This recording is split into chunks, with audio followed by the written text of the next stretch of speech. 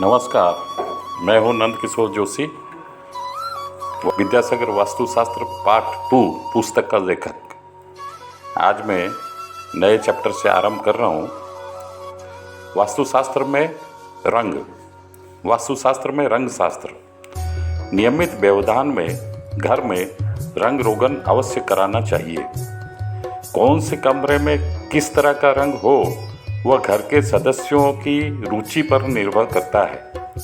याद रखिए, प्रत्येक रंग के अपने स्वतंत्र गुण होते हैं जो घर के वातावरण के साथ साथ हमारे मन और मस्तिष्क को शांति प्रदान करते हैं। वास्तुशास्त्र के अनुसार सारे रंगों का सकारात्मक तथा नकारात्मक प्रभाव है। अतएव रंग रोगन कराने के पहले कौन से कमरे में कौन से रंग का क्या असर है, इसको पहले स्थिर कर लीजिए। आइए जानेंगे रंगों के प्रभाव के बारे में। Drawing room. घर में जब भी कोई आता है सर्वप्रथम इसी कमरे में पहुंचता है, बैठता है। यहाँ तक कि बाहर से आने पर हम भी इसी कमरे से होकर अंदर प्रवेश करते हैं। अतः ड्राइंग रूम घर का एक महत्वपूर्ण कमरा है। यह गृहस्वामी की स्थिति, व्यक्तित्व, पसंद नापसंद, रुचि तथा मानसिकता को दर्शाता है। इस कमरे के लिए हरा, पीला या हल्का लाल रंग उत्तम है। इन तीनों में आप किसी एक को चुन सकते हैं। बेडरूम। सभी के लिए अति प्रिय कमरा है बेडरूम या शयन कक्ष। दिन भर परिश्रम के उपरांत हम इसी कमरे में आराम करते हैं।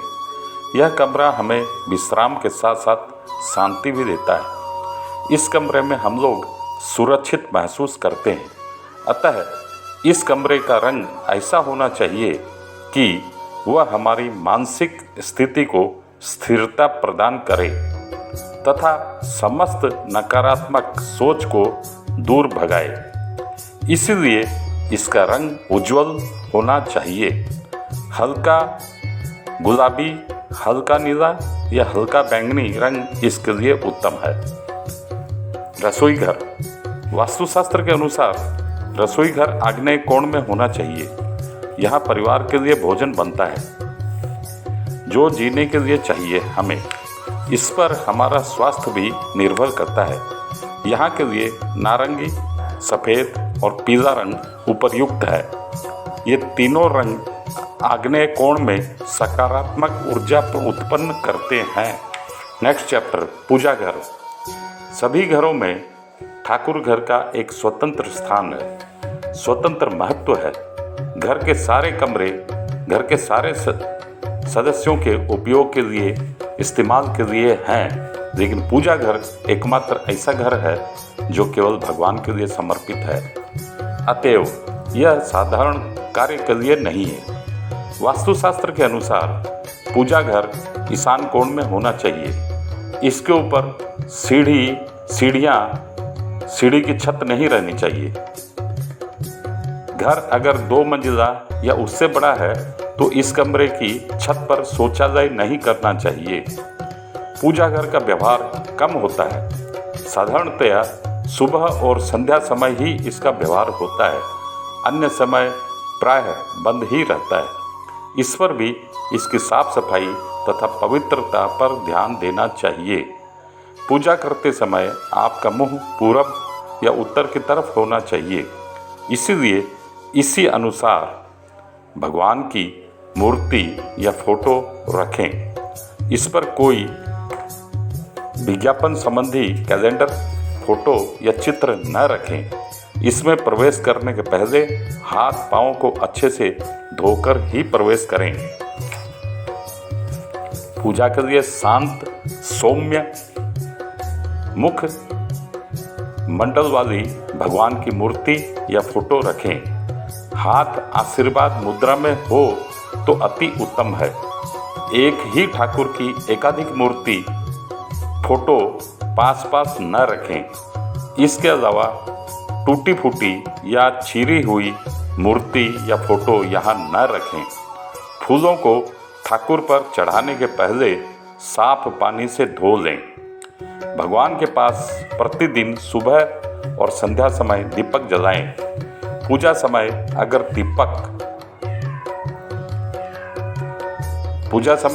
दीपक बुझ जाता है तो फिर से दीपक जलाएं। जिस आसन पर बैठकर पूजा करते हैं उसे हमेशा साफ स्वच्छ रखें तथा व्यवहार पश्चात उसे पांव से नहीं सरकाकर हाथ से उठाकर उचित स्थान पर ही रखें। नेक्स्ट चैप्टर, कर्म क्षेत्र या कार्यालय में वास्तु। जीवन में सफलता किसको नहीं चाहिए? सभी को सफलता चाहिए। केवल चाहने भर से सभी को सफलता नहीं मिल जाती। इसके लिए जरूरी है कर्म प्रति निष्ठा और मेहनत। आप अपने कार्य को कितनी निष्ठा लगन से संपन्न करते हैं उस पर भी बहुत कुछ निर्भर करता है। इसके अलावा वास्तुशास्त्र का भी प्रभाव यहाँ रहता है। इसके लिए वास्तुविदों ने कई सुझाव इसके लिए दिए हैं। 1. दफ्तर में कार्य करते समय आपका मुंह किस तरफ रहता है उस पर बहुत कुछ निर्भर करता है।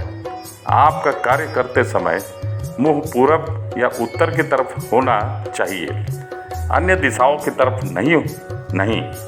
कार्यालय के आसपास शोरगुल नहीं होना चाहिए, यह भी बहुत जरूरी है। नंबर 2, कार्यालय में डेस्क, अलमीरा कभी खुली न छोड़ें। जरूरत पर खोलें तथा कार्य खत्म होते ही उन्हें बंद कर दें। अलमीरा के ऊपर फाइल या कागजों का ढेर न करें, उनको अन्यत्र रखें। 3, वेस्ट पेपर बास्केट ढक्कन वाली ही रखें। 4, झाड़ू अगर कार्यालय में है तो उसे खड़ी न रखें, चट्टान पर लिटा दें। ऐसे स्थान पर झाड़ू रखें जैसे कार्य करते समय आपकी निगाह झाड़ू पर न पड़े। मन को भटकाने वाली कोई फोटो, चित्र या कैलेंडर नहीं रखें। नेक्स्ट चैप्टर, घर के अंदर की सजावट। गृहिणी हो या कामकाजी महिला, घर की सजावट सबको पसंद है। कौन सी चीज़ कहाँ रहेगी, दीवारों का रंग कैसा होगा, कौन से डिजाइनर फर्नीचर लाए जाएंगे इत्यादि। घर के सजावट के पहले कृपया ध्यान देवें।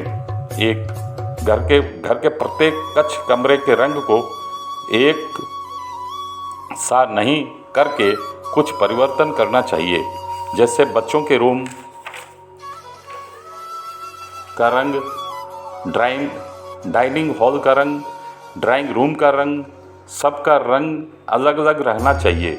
इससे घर में सकारात्मक शक्ति उत्पन्न होती है एवं घर के अंदर के सौंदर्य को निखार देता है। नंबर 2, किसी भी एक कक्ष में वॉलपेपर लगाएं। आजकल बाजार में विभिन्न डिजाइनों के वॉलपेपर उपलब्ध हैं, अतएव अपने पसंद के हिसाब से वॉलपेपर लगवाएं। नंबर 3, प्रत्येक कक्ष में हल्के पर्दे लगाएं तथा नियमित रूप से उनकी साफ सफाई करते रहें। आजकल केवल सूती कपड़े के ही पर्दे नहीं बल्कि टिश्यू, सिल्क, क्रॉस इत्यादि के पर्दे भी बाजार में मिलते हैं। नंबर 4, ड्राइंग रूम में काठ के पुराने डिजाइनदार सोफे को खरीद कर रखें। इससे घर के अंदर की खूबसूरती बढ़ती है। इसके साथ छोटे छोटे तकिया भी रखने से आकर्षक लगेंगे। ऑनलाइन में भी आजकल ये सब उपलब्ध हैं। 5, घर के विभिन्न कोने में छोटी मोटी डेकोरेटिव आइटम रख सकते हैं। इनकी नियमित रूप से साफ सफाई होती रहनी चाहिए। धूल मिट्टी जमने पर गंदा दिखता है, अतएव इसको साफ सफाई रखनी चाहिए। Drawing room. नेक्स्ट चैप्टर, आजकल के भौतिकवादी समय में ड्राइंग रूम अतीत का बैठक खाना होकर नहीं रहा। यह कमरा परिवार तथा गृह स्वामी का स्तर, व्यक्तित्व एवं रुचि के दर्पण समान होता है। ठीक इसीलिए लोग आगे पीछे का विचार न करते हुए आजकल ड्राइंग रूम को आकर्षक करने के लिए बेहिसाब पानी की तरह पैसा बहाते हैं या खर्च करते हैं। लेकिन अगर वास्तु दोष है तो फल उल्टा मिलता है एवं परिवार अनेक समस्याओं से जूझता रहता है। इसीलिए वास्तु के नियमों का अनुसरण करना चाहिए। नंबर 1, वायव्य कोण ड्राइंग रूम के लिए उत्तम स्थान है। इसके अलावा यह मुख्य प्रवेश द्वार के निकट होना चाहिए।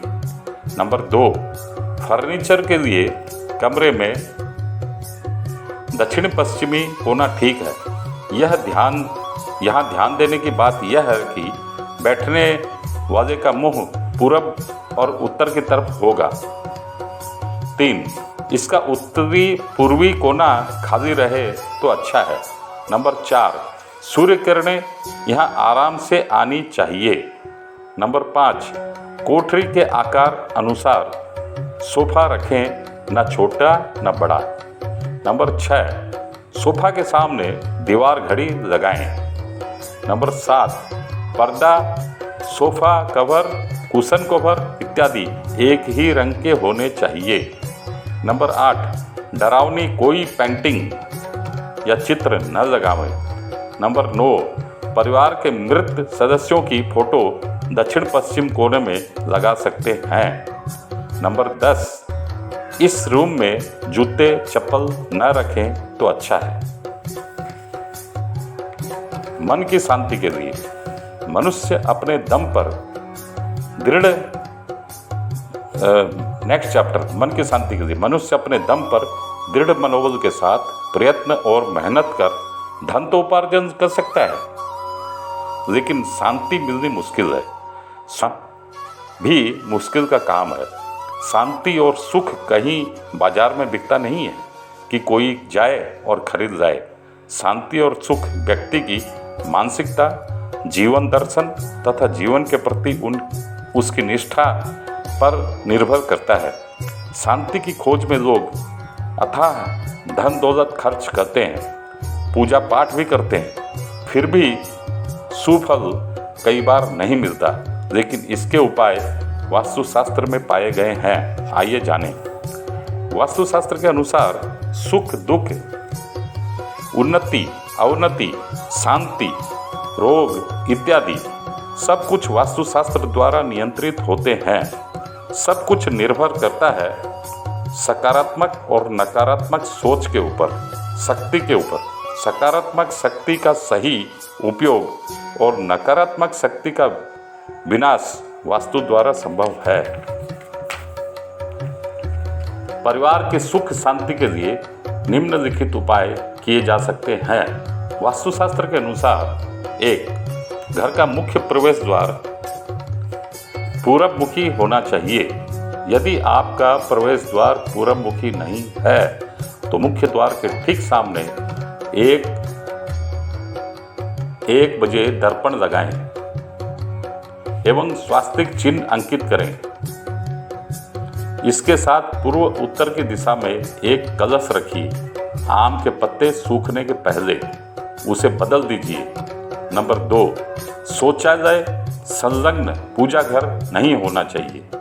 नंबर 3, रसोई घर में पूजा सामग्री नहीं रखें। नंबर 4, शयन कक्ष में भगवान की फोटो या कैलेंडर नहीं लगाएं। सुंदर प्राकृतिक सौंदर्य वाली फोटो लगा सकते हैं। नंबर 5, प्रवेश पथ के सामने या बगल में शौचालय नहीं करें। Thank you, have a good day.